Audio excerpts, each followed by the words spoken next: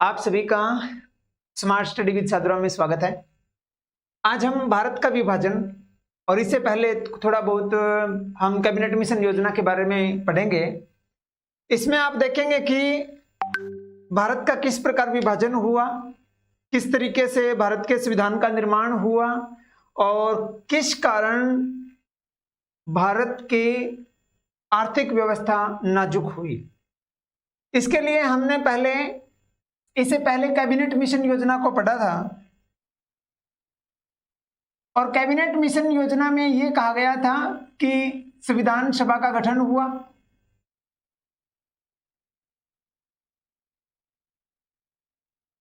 Cabinet mission योजना 1946।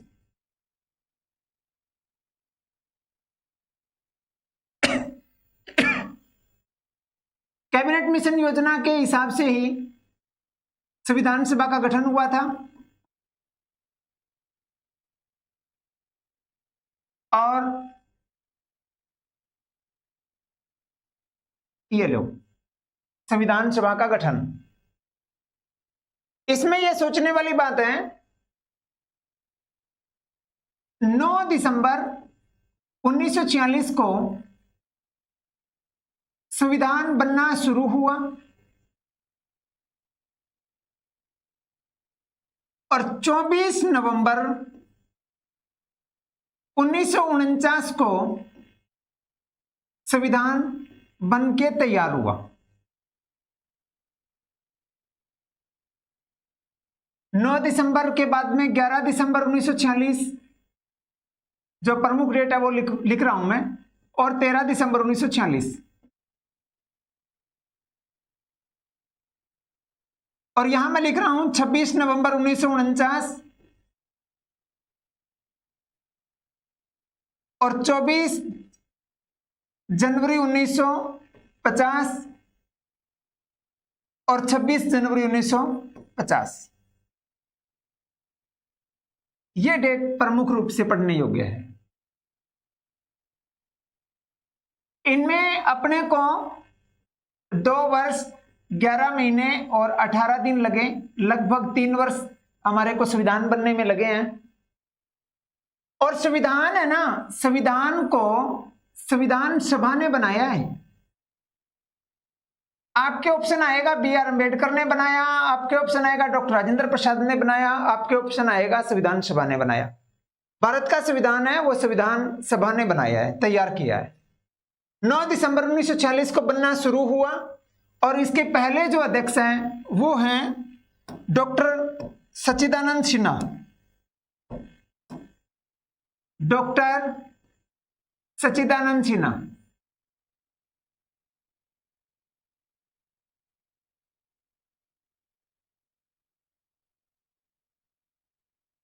इनको आयु के आधार पर अध्यक्ष बनाया गया था। सबसे बुजुर्ग आदमी थे ये।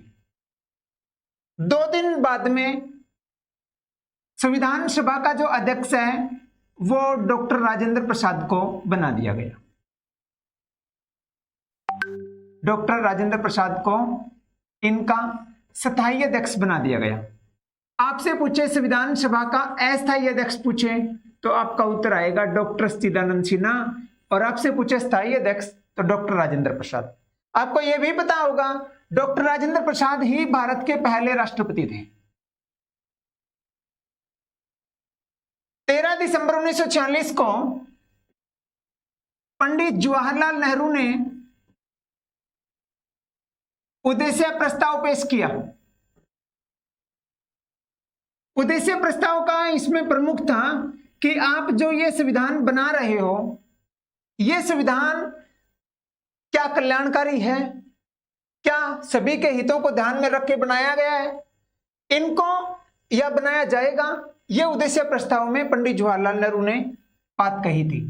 अब प्रश्न समझने वाला बात यह है कि पंडित जवाहरलाल नेहरू ने उद्देश्य प्रस्ताव कहां पेश किया, तो आपका उत्तर आएगा संविधान सभा में। यह 24 नवंबर 1949 को अपना संविधान तैयार हो चुका है। अब संविधान को कब अपनाया गया? 26 नवंबर 1949 को। भारत का संविधान लागू कब हुआ? 26 जनवरी 1950 को। अब जो सबसे इंपॉर्टेंट क्वेश्चन है वो ये देखिए आप, भारत के राष्ट्रपति और भारत के उपराष्ट्रपति का जो चयन है वो संविधान सभा द्वारा किया गया है और 24 जनवरी 1950 को किया गया है। क्योंकि आप सभी को पता है राष्ट्रपति के चुनाव में संसद का योगदान होता है। संसद का मतलब यहां मैं बात करूं लोकसभा और राज्यसभा की। राष्ट्रपति और उपराष्ट्रपति के चुनाव में इनका तो भाग होता ही होता है।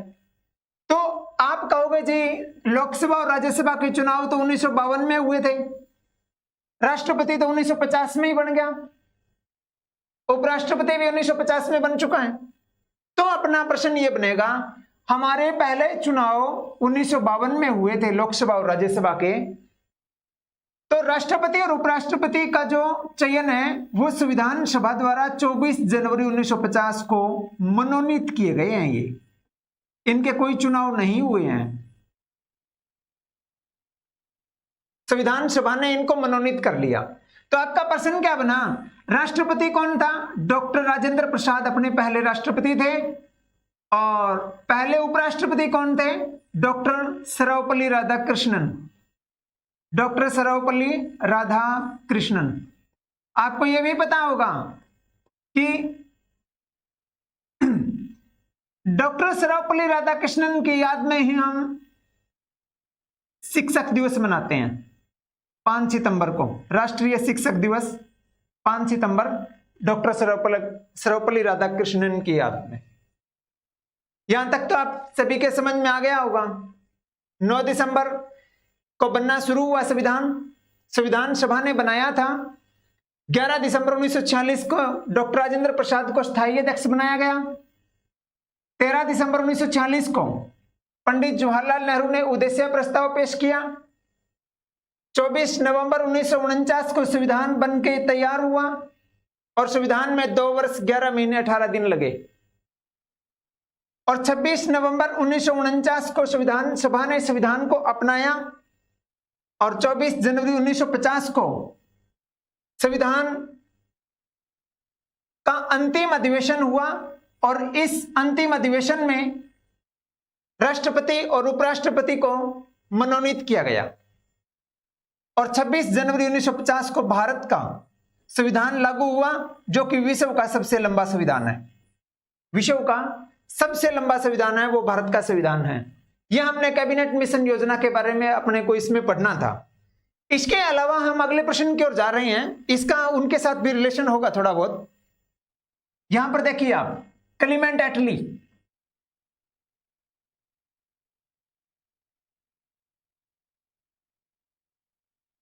क्लेमेंट एटली के बारे में जब हम पढ़ेंगे,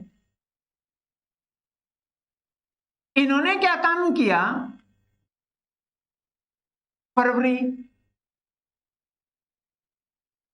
1946 में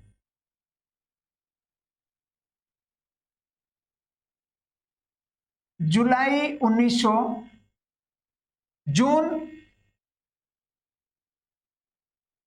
1948 में। समझिए आप एक बार, क्लेमेंट एटली ने घोषणा की कि हम जून 1948 तक भारत को स्वतंत्र कर देंगे। जून 1948 तक भारत को स्वतंत्र कर देंगे। पर भारत तो स्वतंत्र 15 अगस्त 1947 को ही हो चुका है।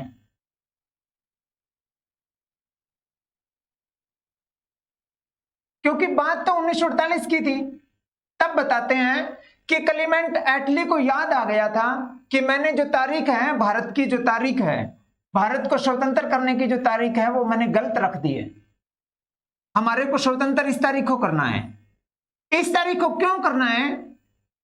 क्योंकि जो द्वितीय विश्व युद्ध हुआ था, उस द्वितीय विश्व युद्ध में इंग्लैंड ने जो जीत हासिल की थी, वो जीत की खुशी में, वो जीत अगस्त में हासिल की थी, 15 अगस्त को हासिल की थी। इसलिए इन्होंने अपनी खुशी के अंदर भारत को आजाद करने की तारीख ये रखी 15 अगस्त 1947 को। क्लीमेंट एटली ने घोषणा करी थी कि हम जून 1948 तक भारत को स्वतंत्र कर देंगे, परंतु भारत 15 अगस्त 1947 को स्वतंत्र हुआ। अब इसमें प्रश्न सोचने वाली बात है, 14 अगस्त 1947 को कौन हुआ? पाकिस्तान। 15 अगस्त को कौन हुआ?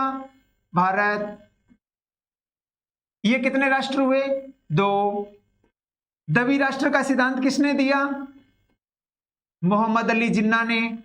आपको याद होगा, हमने इससे पहले वाली वीडियो में पढ़ा था 1940 का लाहौर अधिवेशन।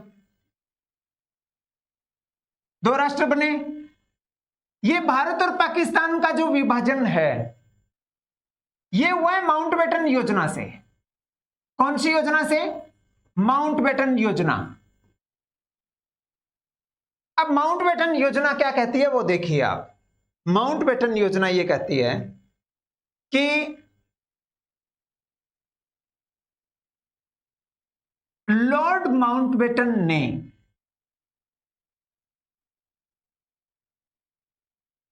जून 1947, समझना थोड़ा सा, 3 जून 1947, 4 जुलाई 1947, समझना इसको प्रश्न को, 15 जुलाई 1947,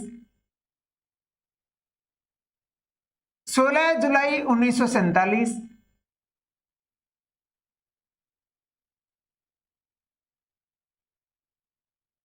18 जुलाई 1947, 14 अगस्त 1947 और 15 अगस्त 1947। माउंटबेटन योजना पढ़ोगे तो इनका संबंध उनके साथ है। और 12 अगस्त 1947 इसके बीच में, वो देखो आप मैं क्या कह रहा हूं। माउंटबेटन योजना, लॉर्ड माउंटबेटन भारत तो आ ही चुके हैं वायसराय के रूप में, जो कि भारत का अंतिम वायसराय है, भारत का अंतिम अंग्रेज, ब्रिटिश वायसराय लास्ट।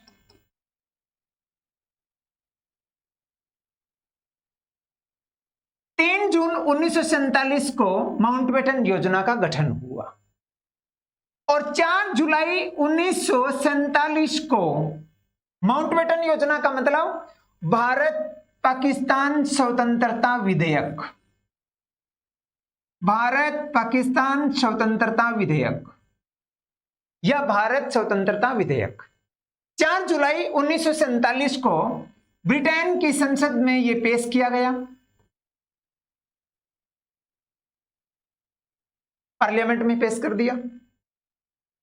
पेश करने के बाद में यहां से अपने कह देते हैं लोकसभा, वहां कहते हैं हाउस ऑफ कॉमन्स, अपने कह देते हैं राज्यसभा, वहां कह देते हैं लॉर्ड, हाउस ऑफ लॉर्ड। 4 जुलाई को संसद में पेश किया गया, 15 जुलाई को लोकसभा से पास हुआ, 16 जुलाई को राज्यसभा से पास हुआ, 18 जुलाई को साइन हुए वहां के राजा के, वहां के मुखिया के। साइन होने के बाद में भारत विधेयक पास हो चुका है, भारत स्वतंत्रता विधेयक पास हो चुका है। और 14 अगस्त को पाकिस्तान का जन्म हुआ और 15 अगस्त को भारत का जन्म हुआ। भारत का जन्म मतलब भारत स्वतंत्र हुआ। कौन सी योजना से हुआ? माउंटबेटन योजना से हुआ। माउंटबेटन कौन था? भारत का अंतिम वायसराय था। यहां तक तो सभी के समझ में आ गया होगा, रट्टे मारने की जरूरत नहीं है, हमने क्रम वाइज आपकी डेट बता दी है। अब क्या हुआ, माउंटबेटन के सामने अगली समस्या फिर खड़ी हो गई। वो कौन सी थी कि जो भारत का विभाजन कर रहे हैं, भारत के 2 टुकड़े कर रहे हैं, 2 टुकड़े हैं, एक तो भारत है और एक पाकिस्तान है। इसके लिए सीमा का तो निर्धारण करना पड़ेगा, सीमा, दूरी, बॉर्डर। तो इसके लिए माउंटबेटन ने रेडक्लिफ योजना का गठन किया। रेडक्लिफ, सिरिल रेडक्लिफ इसके अध्यक्ष थे। रेडक्लिफ क्या है? भारत और पाकिस्तान के बीच में सीमा रेखा। रेडक्लिफ रेखा किस किस के बीच में है? भारत और पाकिस्तान के बीच में है। रेडक्लिफ रेखा के अध्यक्ष कौन थे? Cyril Radcliffe. इसका गठन किसने किया? माउंटबेटन ने किया। इनके सामने क्या समस्या आई? जैसे नदी की समस्या थी, जैसे सड़कों की समस्या थी, जैसे रेलवे की समस्या थी, जैसे संप्रदाय की समस्या थी। भी मुस्लिम महिला क्षेत्र पाकिस्तान में जानी चाहिए। इन समस्याओं को ध्यान में रखते हुए इन्होंने सीमा का निर्धारण किया, और जो कि इनको 1 सप्ताह में तैयार करके इनको रिपोर्ट देनी थी। इन्होंने रिपोर्ट तैयार कर दी 12 अगस्त 1947 को, और तैयार करने के बाद में ये पढ़ी गई है 12 अगस्त को ही पढ़ दी, पर इसको सार्वजनिक जो किया गया है वो किया गया है 15 अगस्त 1947 को। रिपीट कर रहा हूं क्वेश्चन को। सिरिल रेडक्लिफ ने रेडक्लिफ रेखा का निर्धारण किया, जो कि भारत और पाकिस्तान के बीच में है। इस आयोग को 1 सप्ताह के अंदर अपनी रिपोर्ट प्रस्तुत करनी थी, जिनके सामने नदी की समस्या, रेलवे की समस्या और सड़कों और संप्रदाय, इन सभी को ध्यान में रखते हुए क्षेत्र का निर्धारण करना था। तो इन्होंने 12 अगस्त 1947 को रिपोर्ट अपनी पढ़ी, और 15 अगस्त को इन्होंने अपनी रिपोर्ट को सार्वजनिक किया। यह माउंटबेटन योजना है। इस फिर माउंटबेटन योजना में हम अगले पेज के ऊपर एक प्रश्न और ले जा रहे हैं, वो देखिए आप क्या है। माउंटबेटन योजना से, माउंटबेटन योजना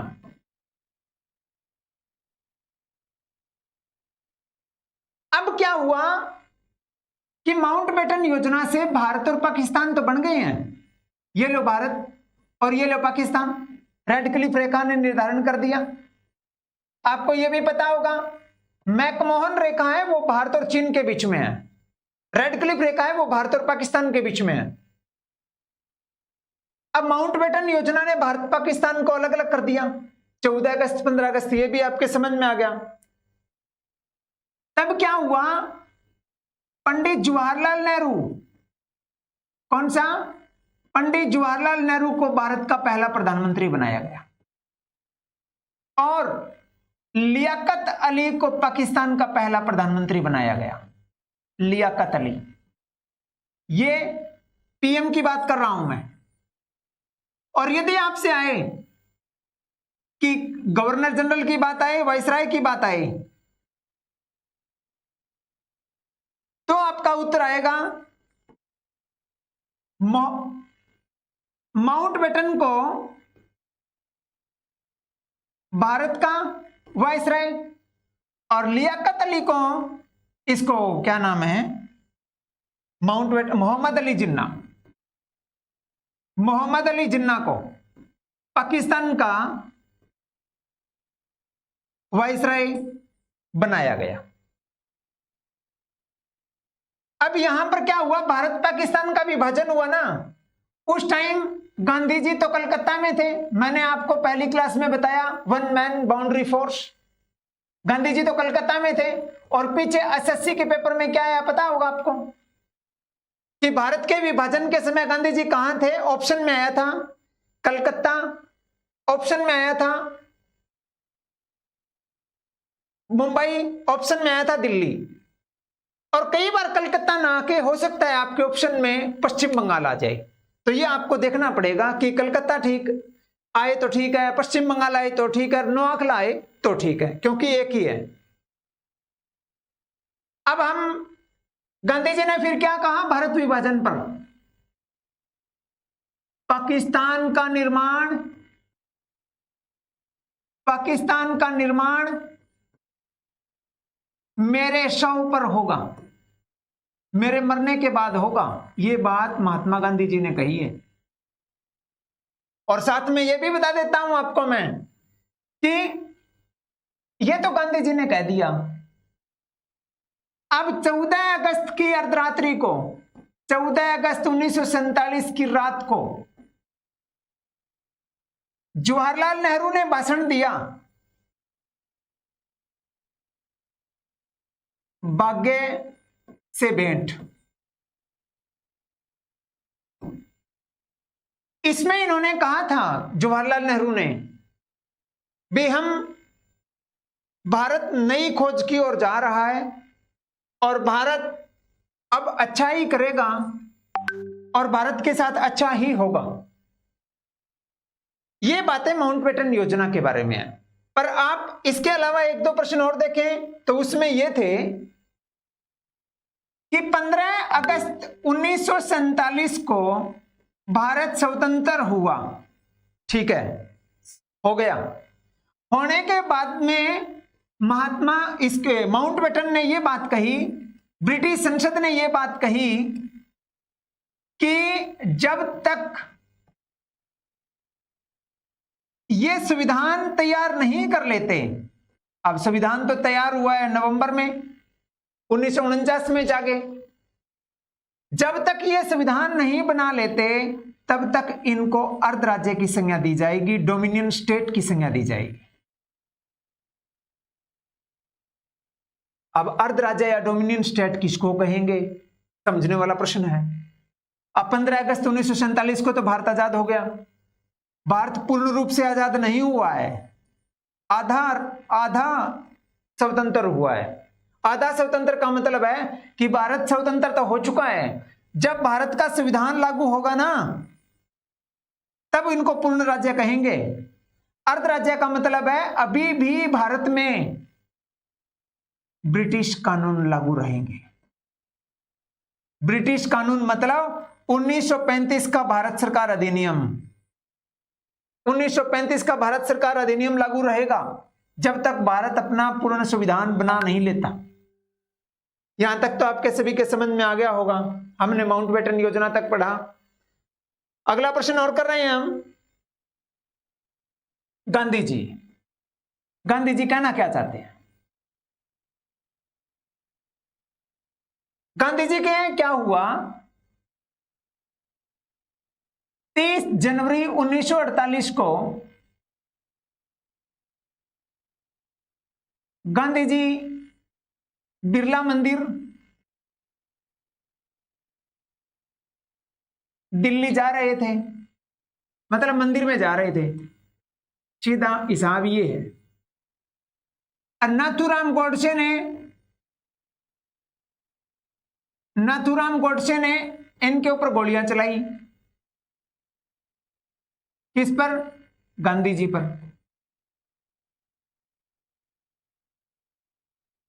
गोलियां चलाई, ये मर गए। ये मरे तो इन्होंने कहा हे राम का इनका नारा हो गया। यहां तक तो समझ में आया। फिर उसके बाद में क्या हुआ, नाथूराम गोडसे को दोषी करार दे दिया गया और अंबाला जेल में इनको फांसी दी गई। फांसी कब दी गई?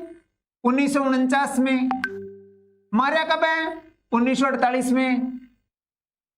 इनके साथ में एक था नारायण आप्टे, जिसको कई बार बाबा आप्टे भी बोल देते हैं। इन दो बंदों को इकट्ठी फांसी दी गई है, नारायण आप्टे या बाबा आप्टे। हमने इस तरीके से 1948 तक पढ़ा। हमने देखो, मैं आपको बता देता हूं, 1869 से 1950 तक हमने पढ़ा है। इसके लिए हमने अलग अलग वीडियो डाली है, 7-8। आप क्रमानुसार देखना। इसमें क्या है, क्रम दिया गया। 1869 में क्या हुआ है, 70 में क्या हुआ, गांधी जी ने क्या काम कब किया, गोलमेज सम्मेलन कब हुए, दांडी यात्रा कब हुई, सविनय आंदोलन क्या था, असहयोग आंदोलन कब हुआ, भारत छोड़ो आंदोलन क्या था, कैबिनेट मिशन योजना क्या है। और उसके बाद में हम यदि देखें, गांधी जी का आधुनिक भारत में जो स्थान रहा है उसको हमने 5-7 क्लासों में पढ़ा है। और उसके बाद में हम जब ऑब्जेक्टिव टाइप क्वेश्चन लगाएंगे, उस वस्तुनिष्ठ प्रश्नों में जो इंपॉर्टेंट जो क्वेश्चन होंगे उसके अंदर एक दो बातें, एक दो प्रश्न, एक दो डिटेल और निकल के आएगी। तो हमने मॉडर्न हिस्ट्री के अंदर ये पढ़ा है, और उसके बाद में हमारे को मॉडर्न हिस्ट्री के अंदर ही धार्मिक सामाजिक सुधार आंदोलन या 1857 की क्रांति, या उसके बाद में यूरोपियों का भारत में आगमन, या वैदिक सभ्यता प्राचीन काल में, या मध्यकाल में हम यदि बात करें तो दिल्ली सल्तनत और मुगल काल, ये हम अगली क्लासों में पढ़ेंगे। आज के लिए बस इतना ही। बहुत बहुत धन्यवाद आपका।